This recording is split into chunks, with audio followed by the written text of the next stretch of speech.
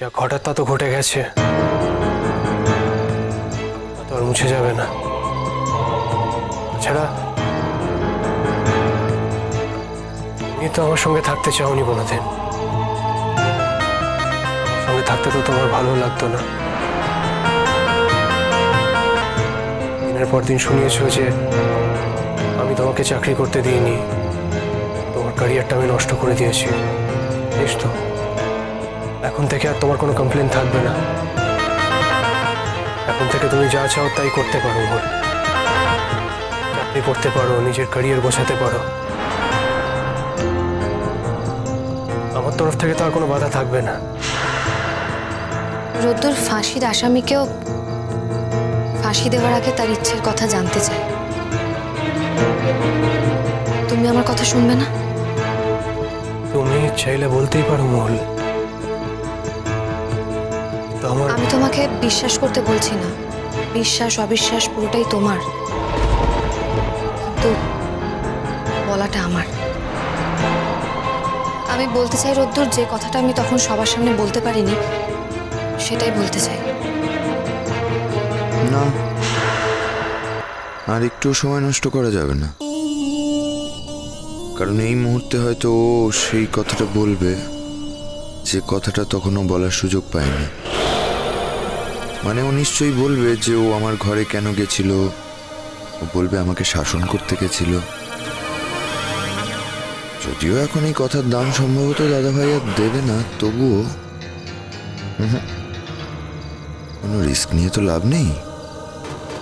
আমাকে আমার কাজটা সেরে ফেলতে হবে।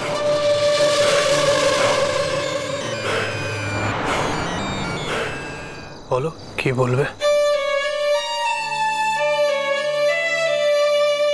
এত রাতে তুমি আমার ঘরে এসেছো, বাড়ির অন্য কেউ যদি জানতে পারে তাহলে আবার একটা অশান্তি হবে মহল। আমি সত্যি আর কোনো অশান্তি চাই না। আমি আমার স্বামীর ঘরে এসেছি, সেটা বাড়ির লোক জানার পরে যদি অশান্তিও করে, সেই অশান্তির প্রতিবাদ তুমি করবে না? না, করবো না। সেই প্রতিবাদ করার বল আমার হাতে আর নেই। সে বল তুমি নিজের হাতে অন্য কাউকে দিয়ে দিয়েছো।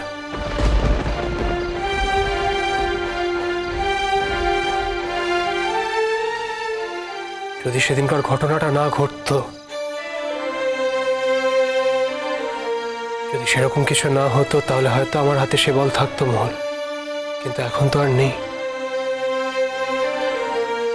আমাকে একটা কথা বলো মহল, তুমি তো চিরকাল স্পষ্টবাদী, সত্যবাদী, তাহলে তুমি নিজের চরিত্রটা এভাবে চেঞ্জ করে নিলে কেন? এটুকু সত্যি আমাকে বলতে পারলে না?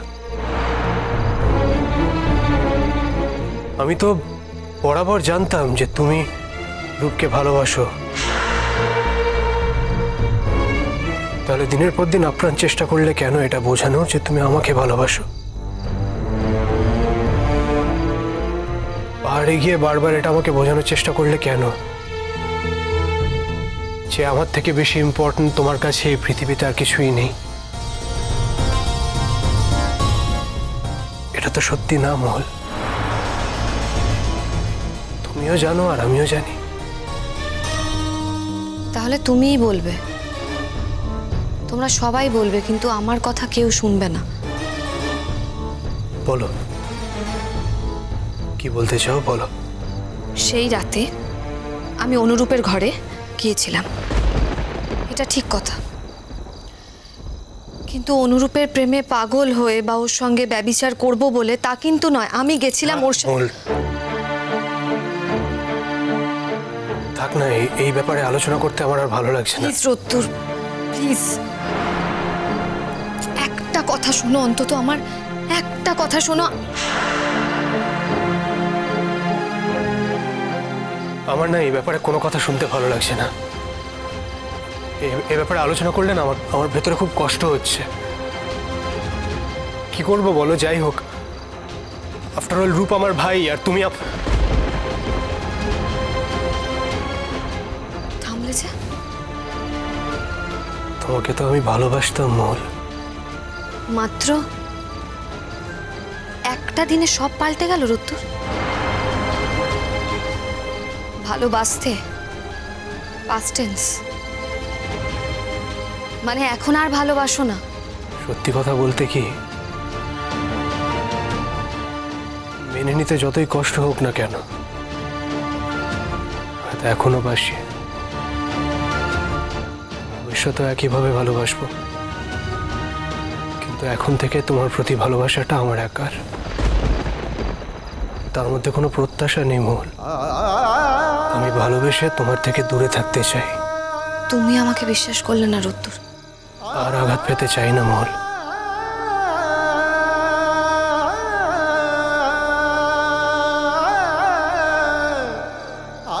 বিশ্বাস করার মতো কোনো জায়গা কি আর আছে মহল? থাকলে তো বিশ্বাস করতাম। আমি তো তোমাকে বিশ্বাস করতেই চেয়েছিলাম, বলো।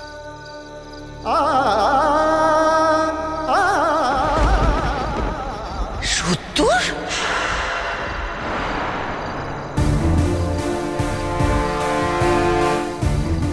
কি ব্যাপার তোমার?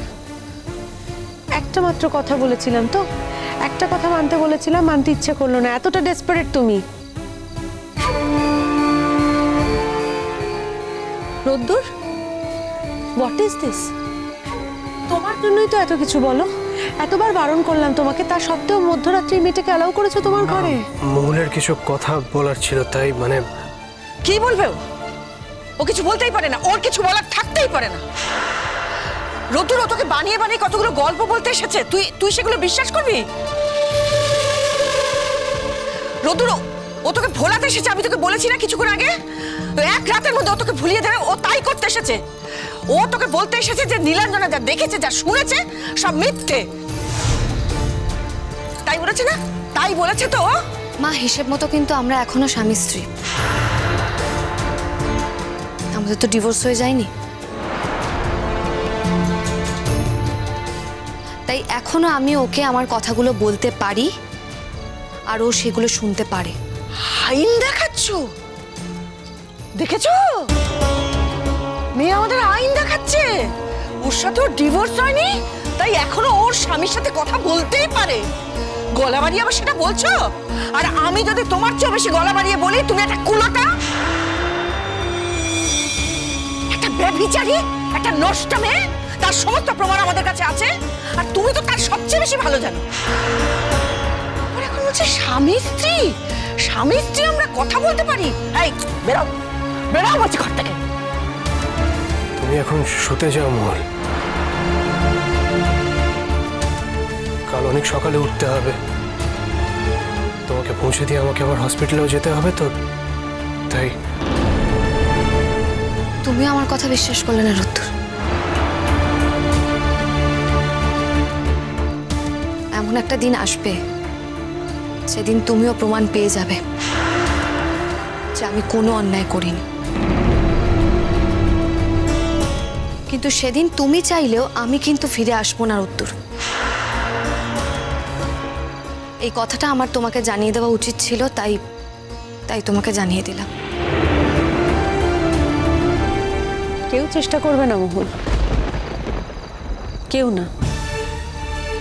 আমরা চেষ্টা করবো গো, আমরা এটা চেষ্টা করবো যাতে খুব তাড়াতাড়ি আমরা রোদ্দুরের একটা ভালো জায়গায় বিয়ের ব্যবস্থা করতে পারি। সেটা আমরা নিশ্চয়ই করবো। আর হ্যাঁ, আমরা আশা করব যে তুমিও খুব ভদ্রভাবে ডিভোর্সটা দিয়ে দেবে, কোনো অসভ্যতা করবে না। আর কি বলো তো মহুল, এটা তো ভদ্রলোকের বাড়ি, আমরা সবাই ভদ্রলোক। আমরা মানুষকে ঠকাই না, আমরা মানুষকে ঠকানোতে বিশ্বাস করি না। আর তাই রোদ্দুরও তোমাকে ঠকাবে না। রোদ্দুর তোমার যা প্রাপ্য সেটা তোমায় দেবে। মাসে মাসে যে খোরপোশটা তোমার প্রাপ্য সেটা তুমি পেয়ে যাবে। কি করবে বলো? রোদ্দুর যে ভালোবেসেছিল, ভালোবেসে তোমাকে বিয়ে করেছিল, এটা যে ওর ভুল, তার মাসুলকে গুনতে হবে না মহুল? আচ্ছা নীলাঞ্জনা, আমার ছেলেটার তো ছেলেবেলা থেকেই দান ধানের অভ্যেস। যখন ও নিজে কিছু করতো না, তখনই তো আমাদের থেকে চেয়ে চিনতে নিত। আর এখন তো নিজে রোজগার করে, দিয়ে দেবে। গরিব দুঃখীতে দান করবে, অসুবিধার কি আছে? এই যেমন ধরো না, ওর ভাইয়ের স্কুলের মাইনে দেয়, বই খাতার খরচা দেয়, তা সেটা দেবে। ও কি বলবে? রোদ্দুর কি একবার দাঁড়া দাঁড়া দাঁড়া দাঁড়া আমায় বলতে দে বাবা। ওকে একবারও বলবে যে তোমার সাথে আমার আর সম্পর্ক নেই, তাই তোমার ভাইয়ের স্কুলের মাইনে আমি দিতে পারছি না? বলবে না তো? একটা দুস্থকে সাহায্য করবে, ভালো তো। তেমনি ও ওর মাসের মাসোহারা পেয়ে যাবে, ব্যাস।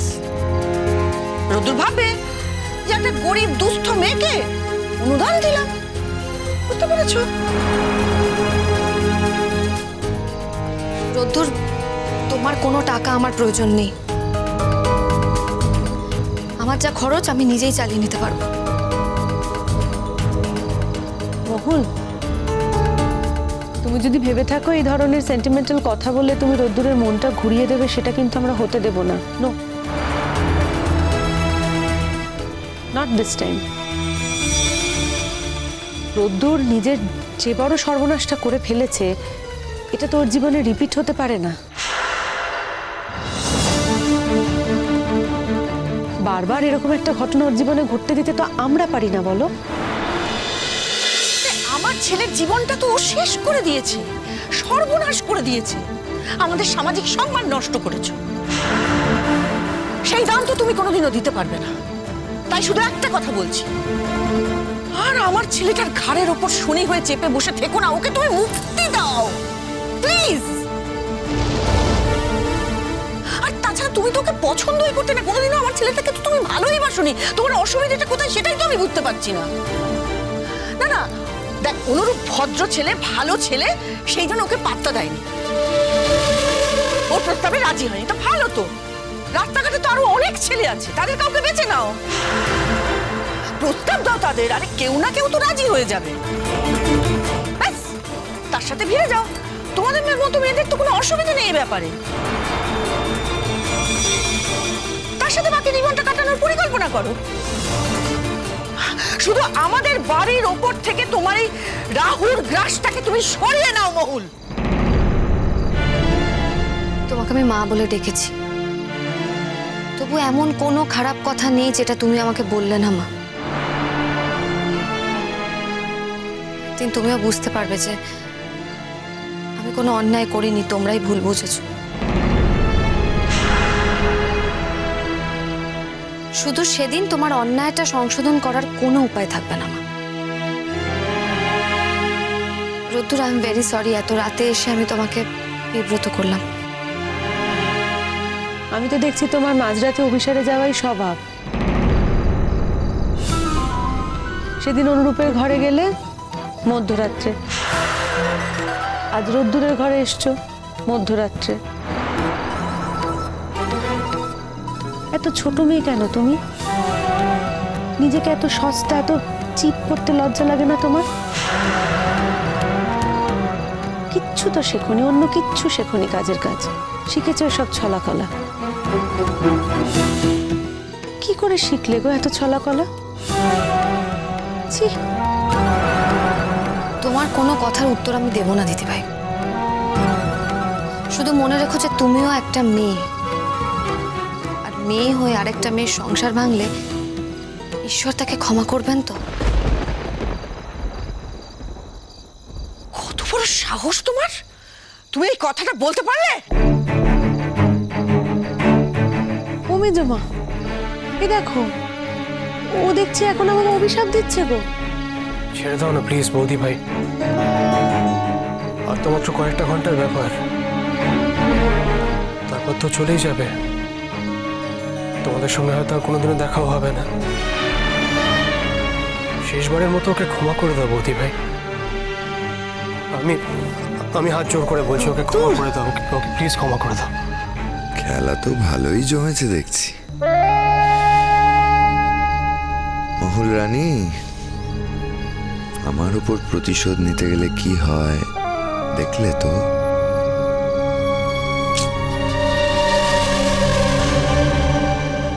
প্লিজ, কি হচ্ছে সব? আসছি রোদ্দুর,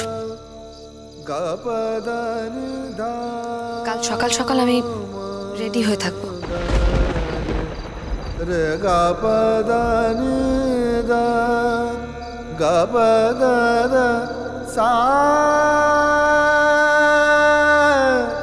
দা দাসারে দাসারে গা মগরে গরে নিদা সা সা রে গরে নিদা দা মগরে গরে নিদা।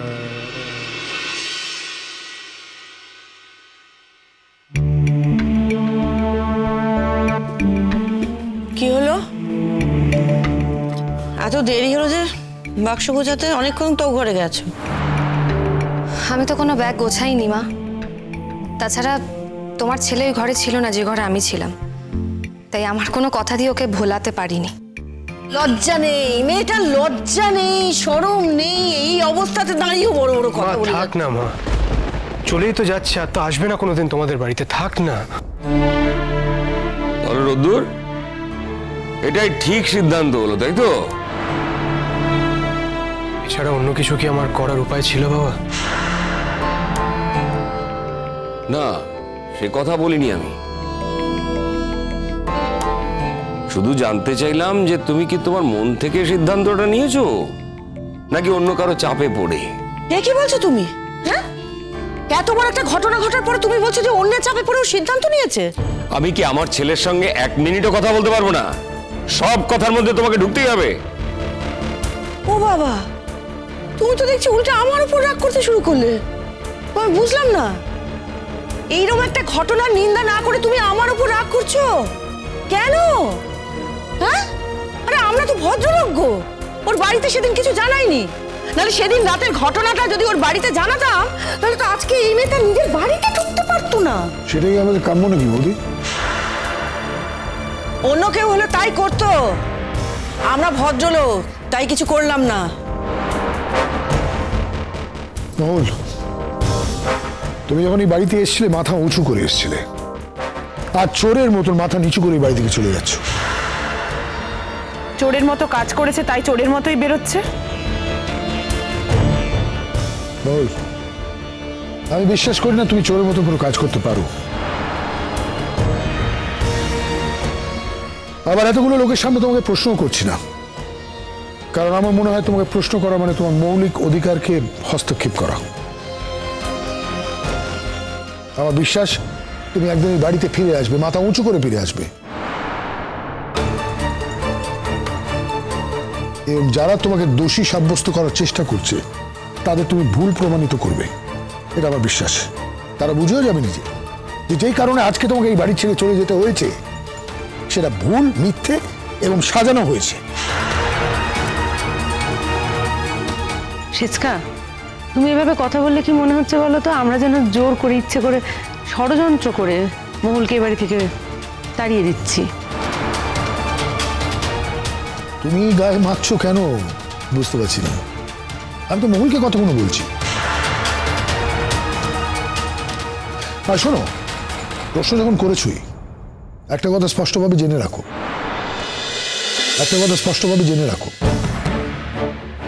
সেটা হলো আমি তোমাকে বিশ্বাস করি, কিন্তু কখনো কখনো চোখে যেটা দেখি আমরা, কানে যেটা শুনি সেটা খণ্ডিত হয়।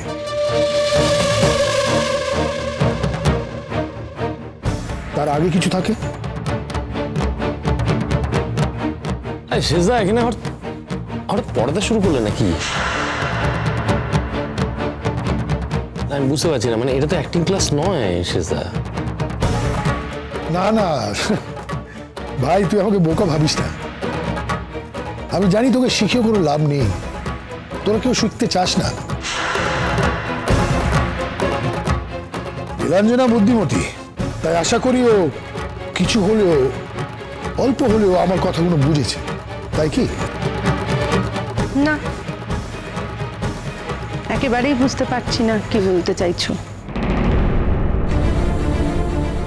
তাহলে বোঝাই, আমি বলছি তুমি যেটা দেখেছো বা শুনেছো সেটা হয়তো আংশিক,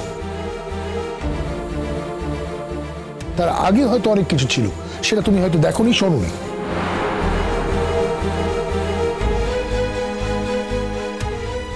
আমি বুঝতে পারছি না, আমার মনে হচ্ছে যে আজকাল সেজকে আমায় একদম সহ্য করতে পারছে না।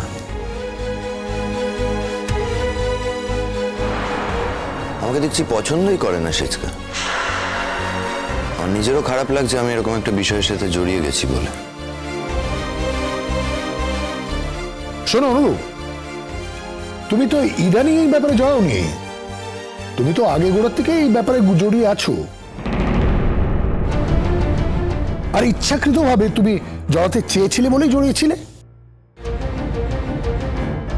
শোনো অনুরূপ, একটা কথা বলি, আমি কাউকে পরোয়া করি না। আমার অভিনয় জগৎ আমার জন্য সত্য, সেই সংসারটাকে আমি আমার সংসার মানি। অবশ্যই হ্যাঁ, থাকি এই সংসারে, তবে মাথা গুজে থাকি না, কান চোখ আমার সব খোলা থাকে। এই সংসার হারানোর ভয় নেই, ফলে আমি বরাবরই সত্যি বলে এসছি। আর যেটা সত্যি সেখানে আমি কোনোদিন আমার প্রিন্সিপালদের কোনোদিন কম্প্রোমাইজ করবো না। শোনো শোনো, সেজো ঠাকুরপো, তুমি হঠাৎ সবাইকে ছেড়ে অনুরূপকে ধরলে কেন? ওকে অ্যাটাক করছো কেন? ওর দোষটা কোথায়?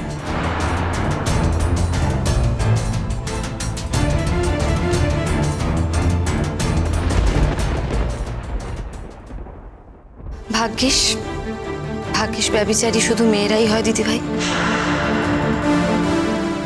ছেলেরা নয়। কি বলছো এই কথাটা মহল? আমি বুঝতে পারছি না।